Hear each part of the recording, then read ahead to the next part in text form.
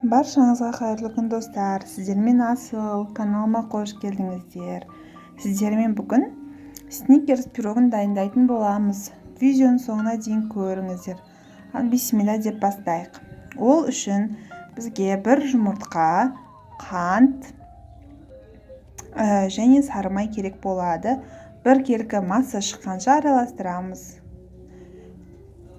Осылай араластырып болған соң құрғақ ингредиенттерімізді біріктіреміз. Олар бізде ұн, қопсытқыш және какао. Қажетті ингредиенттерді описание бөліміне жазып қоямын.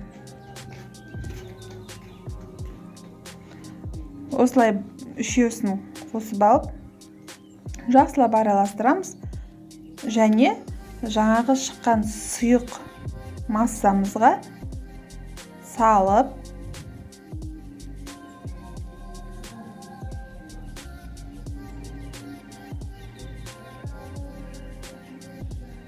осылай бәрін бірден салсаңыздар болады. Онда міндетті түрде өткізгіштен өткізіп алыңыздар.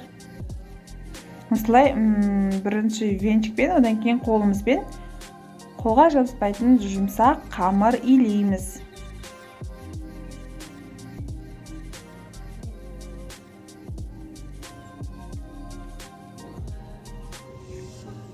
Міне достар, бізде осындай жұмсақ қамыр шығуы қажет. Осыны формамызға орналастырамыз. Менде 24 диаметрлік форма. Сіздер қаласаңыздар 22-лікке де жасасаңыздар болады. Жақсылап араластырып алып, формамызға орналастырып, холодильникке саламыз.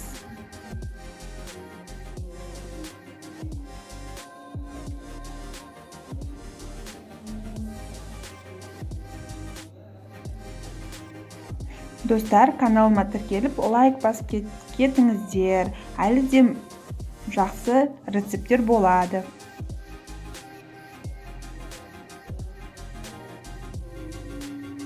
Жан-жағын осылай қасықпен түзулеп аламыз.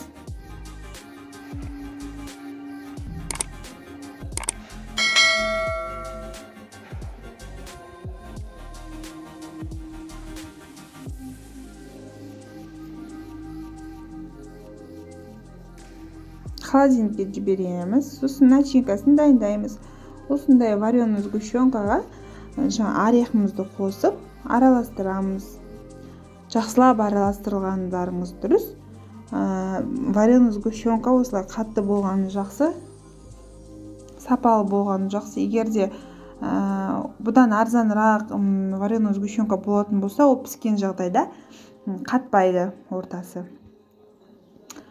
Жаңағы тестамызды аламыз да осылай жайып шығамыз. Сөйтіп 180 градусқа 35-40 минутта пісіріп аламыз. —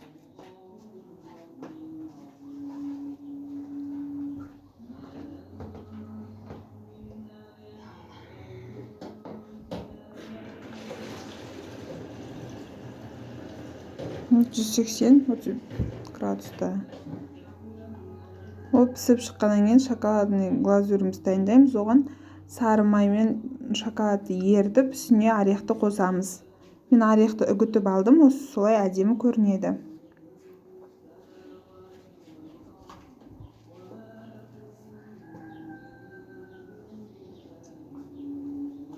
Бетіне құйып, тегістеп, холодильникке шамамен 10-15 минутқа шоколадты қатқанша салып қойсаңыздар болады.